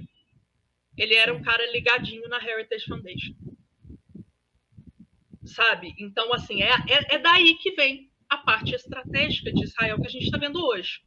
E a guerra de quinta geração, o que ela envolve, e é isso que a gente está vendo, é trabalhar a percepção. Mais do que a moral, a guerra de quinta geração, ela trabalha a percepção da realidade. Uhum. Então, ela cria, de fato, verdadeiras realidades paralelas na cabeça da pessoa. Porque a tática de guerra mais bem sucedida, por essa lógica da quinta geração, é aquela que é a que você menos percebe que é uma guerra. Quanto mais imperceptível, melhor. Ou seja, na forma de uma notícia que parece simplesmente uma informacional aqui, ó, tô só, né, trazendo uma informação para você. Olha essa imagem aqui. Então, você vai construindo uma realidade, uma percepção de realidade que não é necessariamente a da realidade que está ali. Uhum. Assim você consegue arregimentar toda essa galera, por exemplo, que está a favor de Israel, inclusive assim, bolsonarista, sabe? Que não tem nada a ver, porque justamente, e aí vocês vão falar, obviamente, em outra live, mas por causa dessa ideia dessa Israel mítica, dessa terra prometida e pipipipopopó, aí eles associam isso com o Estado de Israel e acham que tem que tomar partido. Exato. E acham, é brasileiro que acha que se for para Israel, ele vai ganhar cidadania, sei lá. Cara, uma coisa assim. É tão alucinado isso, porque quando a gente entende que a nossa percepção é o alvo dessa guerra, que o nosso entendimento da realidade é o grande objetivo dessa guerra, a gente começa a ter um pouco mais de sensibilidade, até mesmo com aquilo que a gente costuma afirmar naturalmente, com tanta segurança. Porque a gente precisa perceber toda a complexidade das situações antes de falar sobre elas. E essa guerra não permite esse aprofundamento. Não permite que a gente questione as nossas próprias afirmações e certezas. Não permite que a gente questione se a nossa percepção, se o nosso raciocínio está fundamentado em algo de fato, ou está simplesmente repetindo aquilo que estão constantemente produzindo. É a joia da realidade do Thanos, né? Então, cria a realidade e você simplesmente vai jurar de pé junto que é isso e acabou. E quando a gente está falando de um Estado de Israel, quando a gente fala de um Estado, talvez, só vou colocar alguns pontos aqui para reforçar, mas você não precisa de nenhum complemento do que você disse, que você é maravilhosa, mas é a questão de que quando você percebe o que é o Estado de Israel, a sua força econômica, a sua força política, a sua força militar, a sua força de aliança internacional, e você não tem como, de forma alguma, continuar repetindo senso comum. Não tem. Mas só se você perceber todas essas questões. E eu vou usar um outro exemplo do dia a dia aqui, tá? Só para mudar um pouquinho a metodologia. Quando se fala em racismo reverso, é uma tentativa de equivaler forças, ignorando séculos de história de genocídio, séculos de construção colonial e política, e não é possível nunca chegar a uma equivalência. Então, é uma afirmação tão surreal quanto afirmar que existe um inimigo equivalente ao Estado de Israel. Não é possível. A gente fica muito preso em um pensamento dual. Exato. Que acha que existe herói e vilão, que acha que existe bom e ruim. Não existe herói, Thanos, cara. Eu falei do Thanos, mas herói. Aqui não é filme da Marvel. Né? Não existe herói, cara. Exato. Essa narrativa, e isso tem a ver um pouco com a forma como a própria mente humana foi gestada pela própria educação, que é essa ideia, né, de heroísmo, as narrativas míticas básicas, né? O narrador de mil faces, o herói de mil faces, toda narrativa tem que ter um herói. Gente, a gente precisa aprender que não existem heróis na humanidade. O que existe é a humanidade. Não existem heróis. Essa obra é do Joseph Campbell, o herói de mil faces, esse que a Fran acabou de citar. Tem um comentário aqui que faz um tempinho que eu estou segurando ele. Olhando a conjuntura atual de crescimento da extrema-direita, a guerra ao terror dos anos 2000 não levou justamente nos Estados Unidos e em outros lugares a uma erosão de de princípios democráticos internamente? Olha, para mim, os Estados Unidos nunca tiveram princípios democráticos. Lá vai, eu nunca vou conseguir um visto na vida, gente. Acho que é. Não, você vai conseguir, eu tô torcendo já. É que nem a Sueli fala, democracia, né? Democracia. O mito da democracia chegou. Porque os Estados Unidos, com essa guerra ao terror, na verdade, o que ficou evidente que os princípios democráticos podem ser erodidos a qualquer momento se isso for conveniente para a realpolitik, para a política real. Ou seja, realmente não existe princípio democrático. Não existe, se tem esse, né, se tem esse ajuste. Porque se a gente for olhar a história dos Estados Unidos, o que a gente tinha antes, né, da guerra ao terror?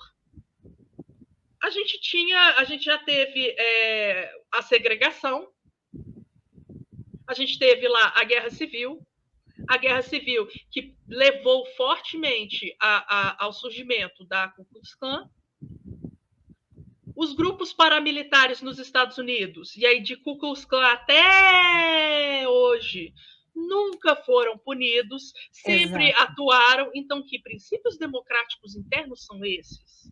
A gente precisa se perguntar. Como é que a Ku Klux Klan nunca foi identificada como um grupo terrorista? Exatamente. Aí a gente já sabe que lado que tá as coisas, né? É a democracia, né? Exato. Democracia, é isso. Porque, assim, eu acho que as pessoas começaram a falar nessa erosão de princípios democráticos porque começou a ficar insustentável você defender a política dos Estados Unidos. Depois que ficou evidente aquela história lá das armas nucleares e aquela coisa toda, ficou insustentável. Sim. Mas teve princípio democrático lá, quando a Madeleine Albright falou que era um preço a se pagar, a morte de 500 mil crianças iraquianas era um preço a se pagar. Veja como uma afirmação dita com tanta, né, naturalidade, ela acaba abafando o peso do que está sendo dito, né? Exatamente. Como se diz influencia muito, né, também. Porque o absurdo, ele acaba reduzido porque a mulher fala com tanta naturalidade que passa batido. E aí uma outra questão que eu estava me esquecendo, mas eu queria recomendar, é porque o nome dela é difícil. Então vou ter que copiar aqui, tá? É uma pesquisadora israelense que ela vai falar sobre como os livros didáticos israelenses retratam a Palestina. O nome dela é Nurit Peled El-Hanan. Não sei pronunciar, mas o livro dela foi traduzido pela Boitempo, e ela vai mostrar como, e essa é a parte, isso é uma parte também da guerra de quarta e quinta gradação, e uma forma de você construir uma percepção da realidade das pessoas, especificamente a partir desde a infância, né? Então, crianças israelenses são obrigadas a estudar, e o que elas vão encontrar no livro didático? A desumanização de não-judeus, porque uma coisa interessante que ela fala é justamente que lá não se fala em palestinos, você só fala em não-judeus. Então, você constrói justamente aquela ideia do nós, judeus, versus eles, os não-judeus. E aí tem a ideia da ameaça, tem o estímulo a se tornar militar, justamente porque lá existe essa obrigatoriedade.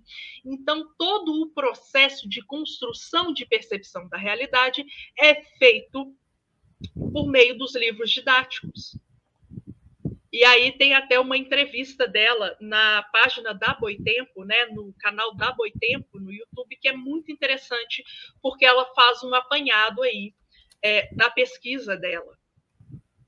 E aí eu fico lembrando, por exemplo, e a gente vê os efeitos disso, né, de como essa ideologia, essa propaganda é bem feita. E aí não estou defendendo ela não, tá, gente? Mas a gente vê isso nas declarações da Gal Gadot, a atriz que faz a Mulher Maravilha. Porque ela é israelense, né, e ela só foi morar nos Estados Unidos na idade adulta.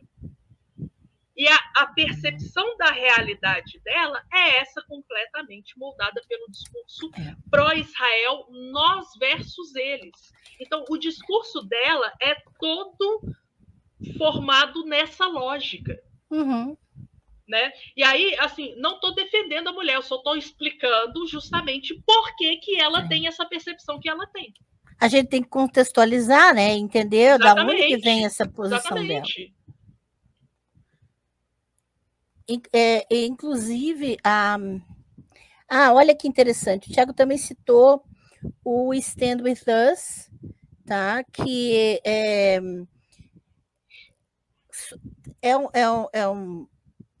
também envolvido com o movimento de apoiar Israel e combater o antissemitismo. E aí entramos na outra questão, que é a ideia de afirmar que é antissemitismo o combate ao terrorismo realizado pelo Estado de Israel.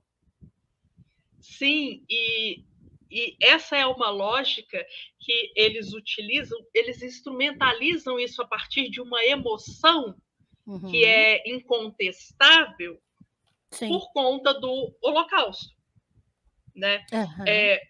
Então, assim, você pega essa imagem, porque o trabalho da imagem também, né, ele é muito importante. E aí eu tenho até a live no meu canal que eu falei da Susan Sontag e da imagem de guerra, né, de como se constrói a imagem de guerra. Por quê? A Sueli vai sempre falar isso, né, que o genocídio, o holocausto da população negra, ele é infinitamente maior que o holocausto judeu. No entanto, o registro feito do holocausto judeu, ele é um que ficou entranhado na nossa memória, e Israel sabe instrumentalizar isso muito bem. Então, quando o porta-voz na ONU, o porta-voz de Israel na ONU e a equipe, eles pegam justamente a estrela de Davi amarela, como ela era usada para padronizar e desumanizar os judeus nos campos de concentração, quando ele pega aquilo e vai com aquela estrela, ele faz uma associação que é impossível das pessoas tirarem da cabeça. Porque todas as pessoas, a essa altura, né, já viram a imagem dos campos de concentração. Você não tem essas imagens do genocídio de Ruanda, por exemplo, circulando na mesma forma. Você não tem essas imagens, porque na época não existia, do que foi o tráfico transatlântico. Tráfico de diversas nações africanas sendo exercido. Você não tem imagem daquilo porque não tinha fotografia naquela época, né? Sim. Então, a forma como se trabalha o Holocausto judeu, e aqui também, eu repito, gente, eu não estou falando que o Holocausto não foi aterrador, atroz, pelo amor de Deus. A gente já falou até no começo da live sobre isso aqui, gente. O que a gente está falando é que, estrategicamente, o governo de Israel instrumentaliza esse holocausto para se colocar num lugar de vítima de antissemitismo. E aí a gente tem, com essa parte das emoções trabalhando, a gente tem, por exemplo, muitas pessoas nas redes sociais que elas são ativistas contra o antissemitismo.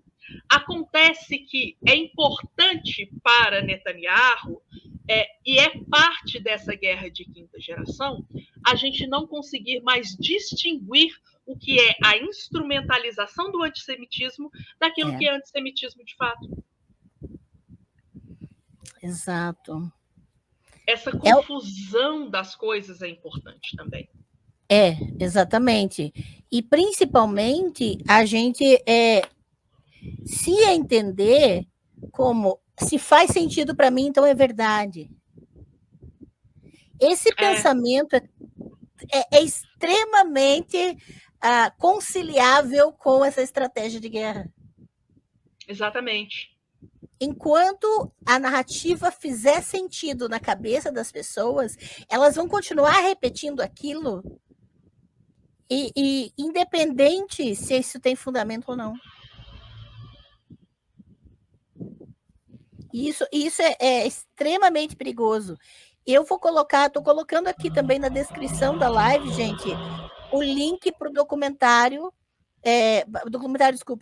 a entrevista A Palestina nos Livros Didáticos Israelenses, pela Nurit Peled Elhanan. Eu vou colocar o link aqui na descrição. Então, acabando a live, gente, vocês vejam na descrição aqui da live o link do documentário da entrevista, que estão aqui no YouTube gratuitamente, tá?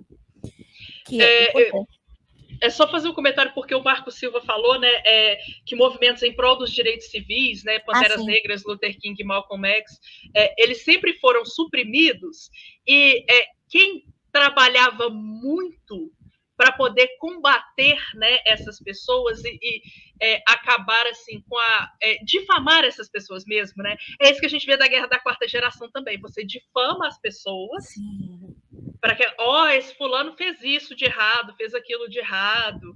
E quem fazia isso era, na verdade, um think tank também, que hoje já não é tão ativo assim, que é a John Birch Society. A grana que davam para a John Birch Society, eles passaram a dar para a Heritage Foundation.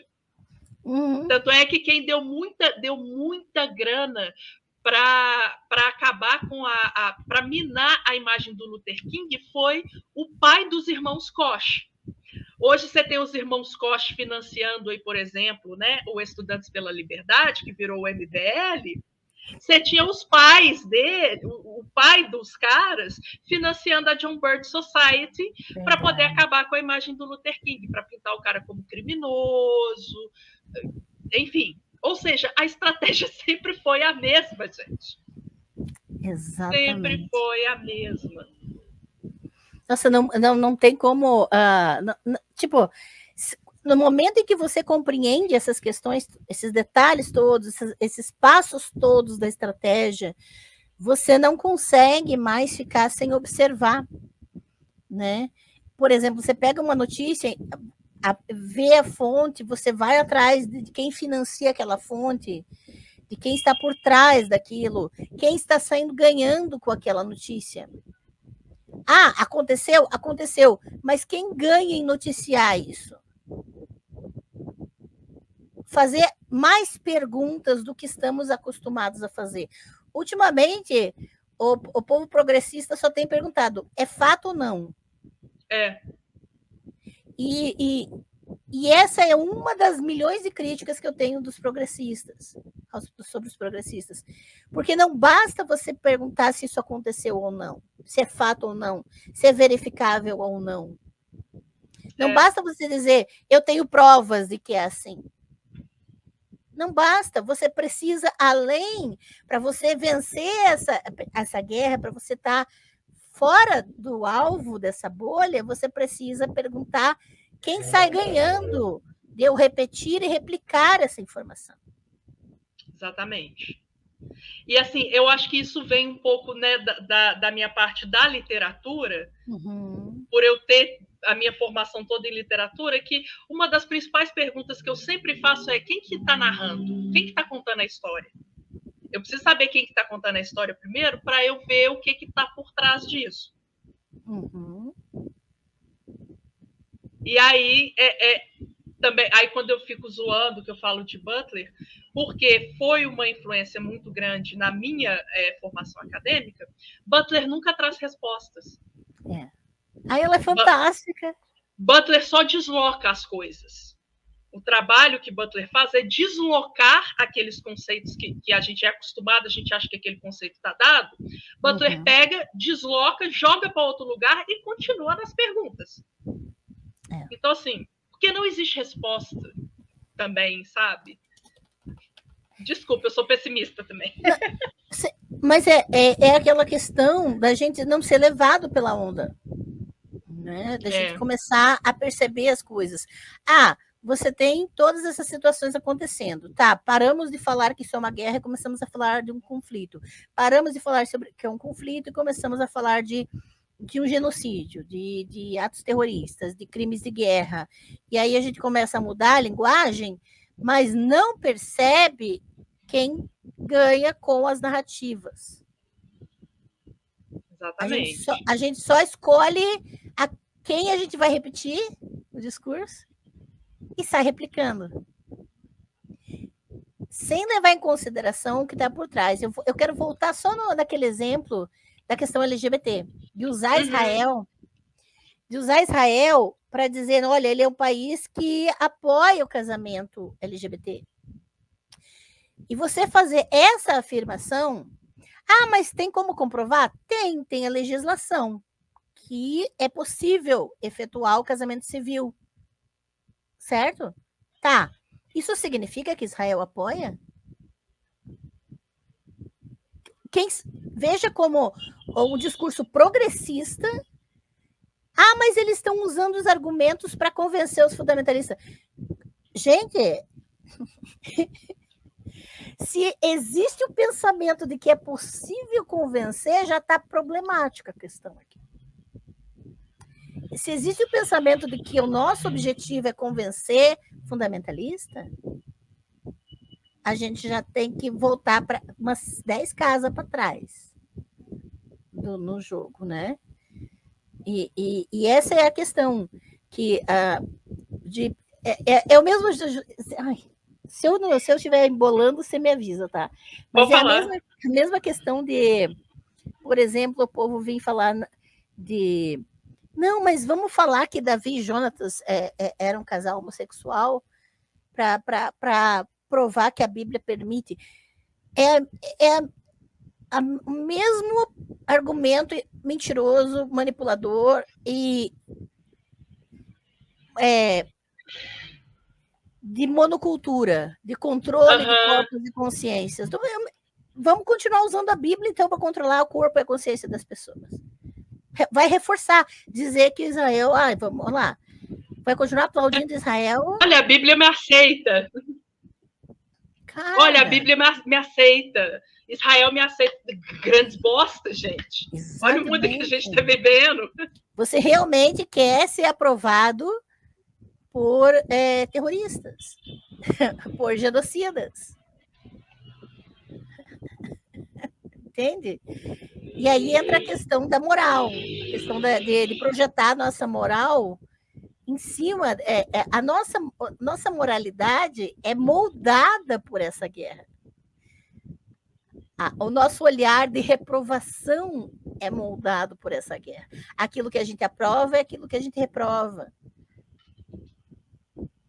E a nossa conversa é um exemplo disso tranquilamente, porque a gente está bem consciente de que não existe neutralidade, gente. Tanto que a gente fez uma live de Halloween sobre isso, né? A fantasia do cientista imparcial. Está tudo na mesa aqui, as cartas estão todas na mesa.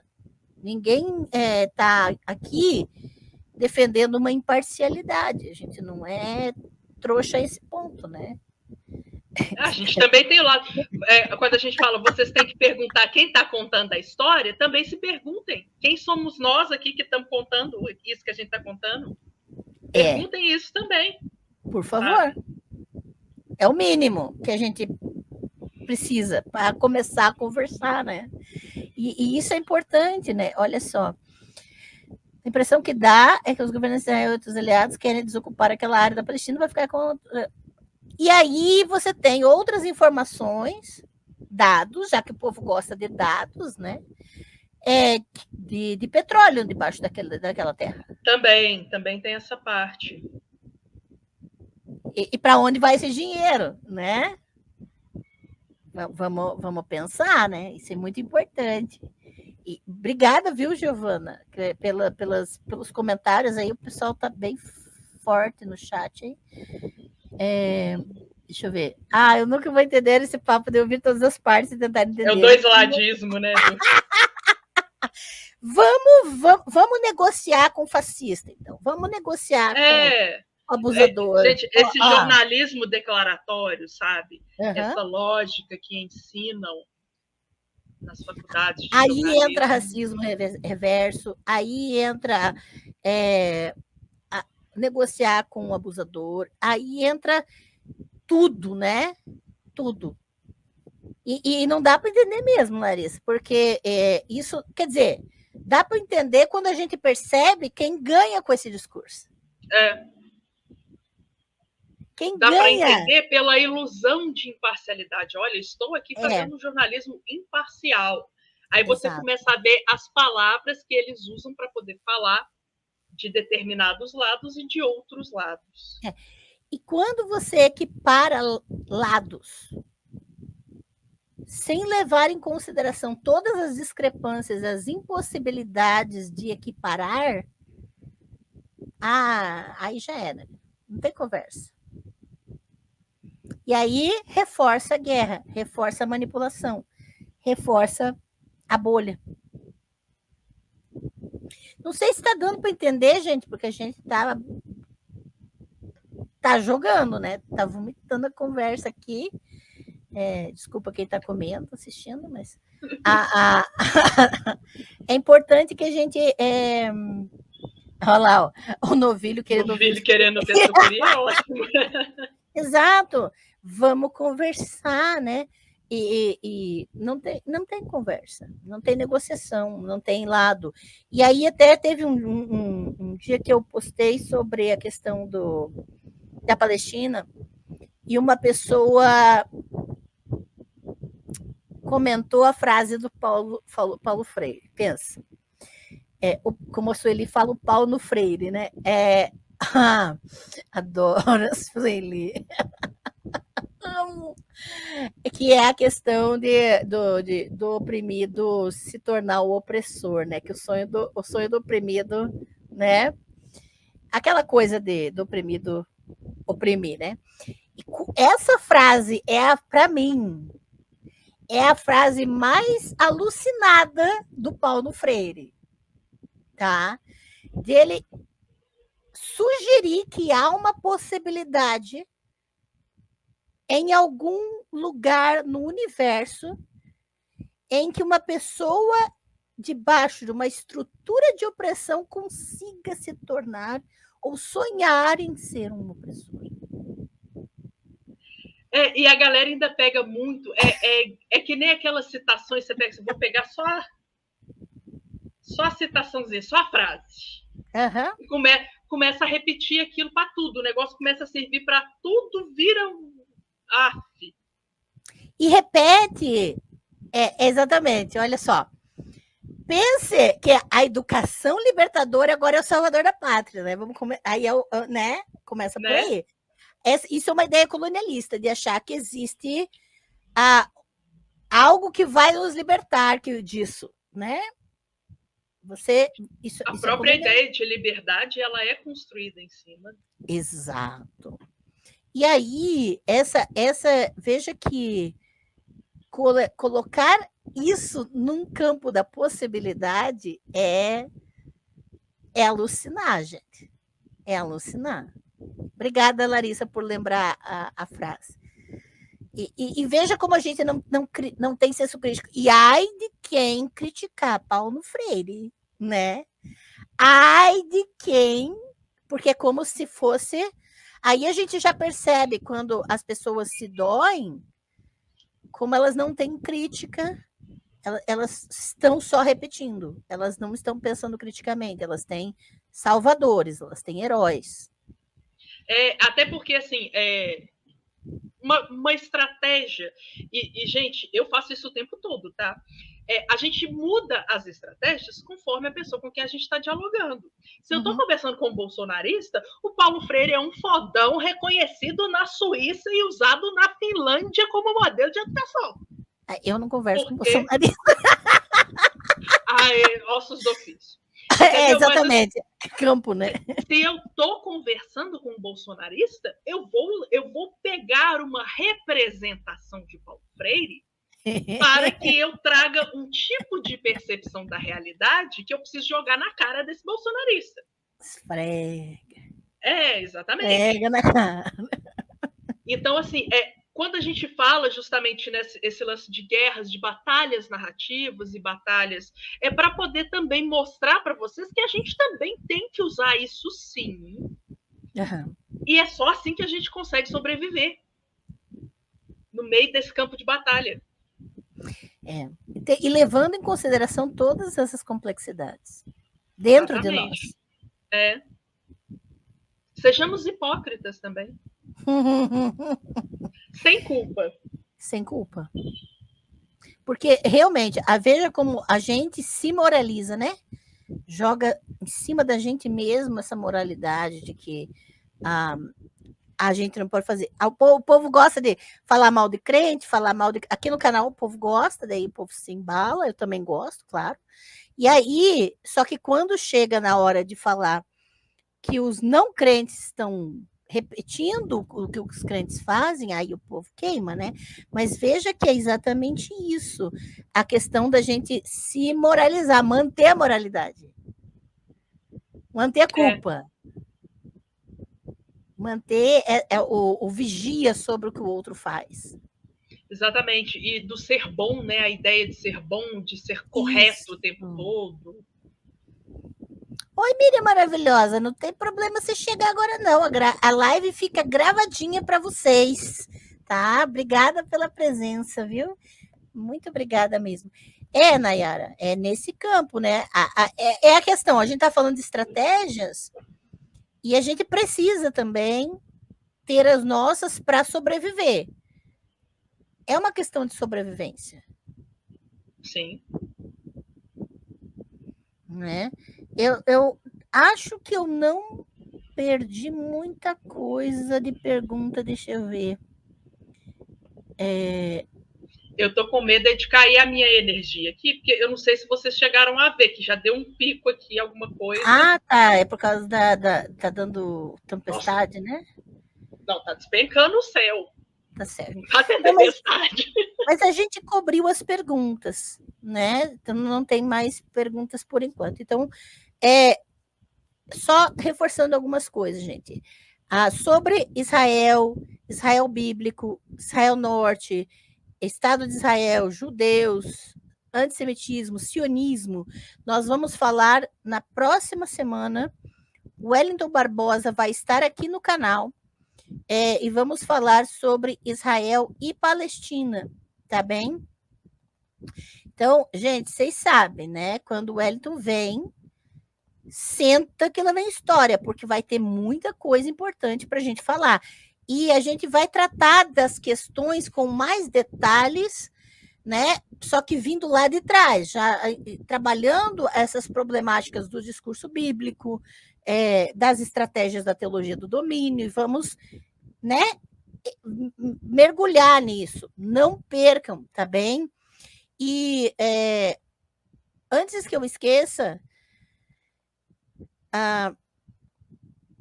essa semana, no dia que aconteceu as desgraceiras tudo, parece que veio assim para meio, né, dar abafada, mas eu não desisti de fazer o que eu queria fazer. E isso foi muito importante para mim. O que é? Segunda-feira eu vou começar a entregar o presente de Natal de vocês aqui no canal. Segunda-feira vai começar uma playlist, um novo curso gratuito aqui no canal, chamado Introdução ao Panteão Cananeu, que vai ser um vídeo curto cada dia, do dia 4 a 19 de dezembro, e vocês vão ter 2 horas de curso preliminar para você ver se você quer fazer o curso do Panteão Ugarítico, tá? Mas aqui estão os conceitos mais importantes. É um curso curto, introdutório, não compara com as 10 horas do curso do Panteão Ugarítico, que você pode adquirir, mas este curso aqui vai estar gratuito já à disposição a partir de segunda-feira, dia 4, já está programado para ser postado aqui no canal diariamente até dia 19. Posteriormente, vamos ter um segundo curso que eu vou dar de presente para vocês aqui no canal gratuito, chamado A Origem de Javé, tá bem? Então, é um presentinho de Natal do canal para vocês, 2 cursos, 2 módulos introdutórios gratuitos, que vão mergulhar já em conceitos importantes, tá bem? Olha quem chegou aqui, chegou chegando, né, maravilhosa? Cláudia Antonieta! Olha só que interessante. Vários adeptos do candomblé têm discutido o caráter colonialista da religião, os ranços cristãos que nada têm com o culto iorubá. Exatamente. Isso a gente até falou no curso da representação do mal das religiões, né, Cláudia? Que essa questão do discurso, veja que lá o discurso em prol de Israel vai sim conectar com todos esses ódios, com todas essas intolerâncias. Isso é fundamental para estruturar essa estratégia de guerra, né, Fran? Sim, e é algo que é construído, nossa, ao longo de eternamente. Porque o tempo todo. Então, se a gente pensa essa noção de guerra permanente como contemporânea, mas ela não é contemporânea. Né? A guerra das percepções ela é permanente ao longo de toda a história da humanidade. Exatamente. Olha a pergunta aqui, ó. Tem como desmontar essas estratégias e Não, não fazer ao tem. menos um contraponto? Não tem como É, desmontar, a não ser que você seja tão rico quanto essas pessoas. As pessoas que é. têm dinheiro não estão interessadas em desmontar essas estratégias. Então, como que você consegue derrotar uma máquina dessas? Você não consegue. A não ser que você fique rico igual, comece a criar os seus próprios think tanks Uhum. e dê aí algumas décadas para que a batalha fique nivelada, pelo menos. É. Desculpa, não dá.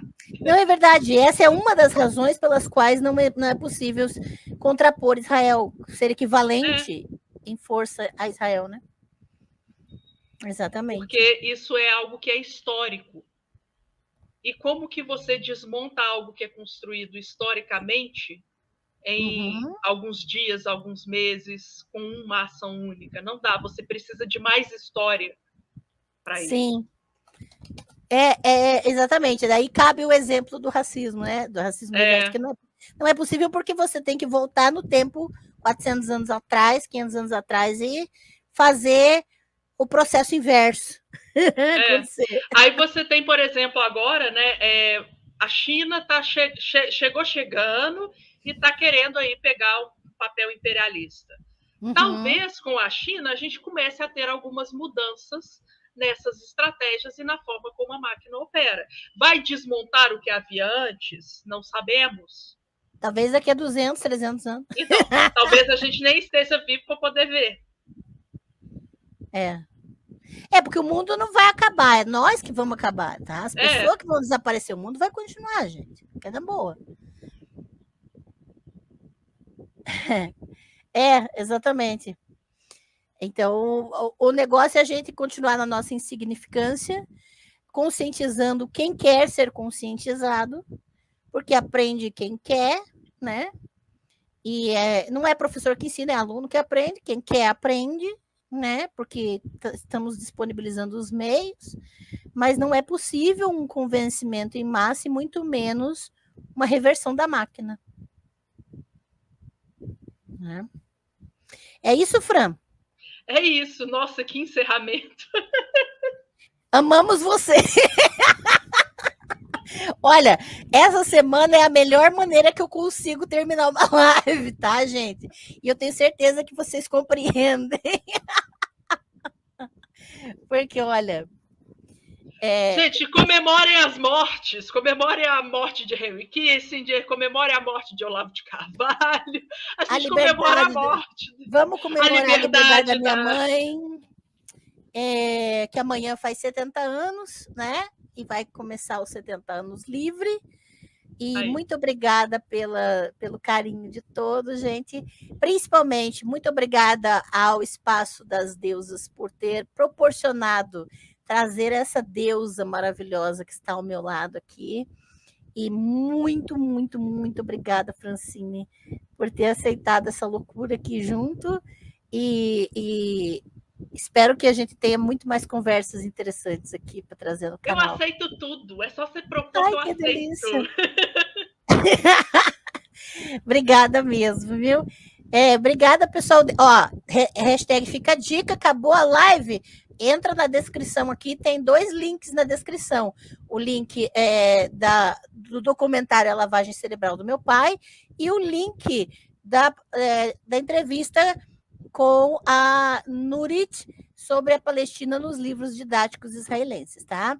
Tá aqui na descrição da live. Amanhã tem bolo, né? Mas olha, obrigado por todo o apoio. Obrigada, Fran, tá? De Eu que agradeço coração. demais o convite. Te amo, Demais, viu? demais, demais. De Muito bom estar coração. aqui com você. Te adoro, te amo. É Valeu isso demais, aí. gente. Valeu, gente. Obrigada pela presença. Dia 8, não esqueçam. O Wellington Barbosa vai estar aqui, tá? Vejam o horário, já entra lá, já ativa o sininho para não perder, porque vai ser mais cedo. O Wellington está na Espanha, tem que ser mais cedo. E segunda-feira já comecem a aproveitar o presente de Natal do novo curso no canal, tá bem? Beijo para vocês, gente.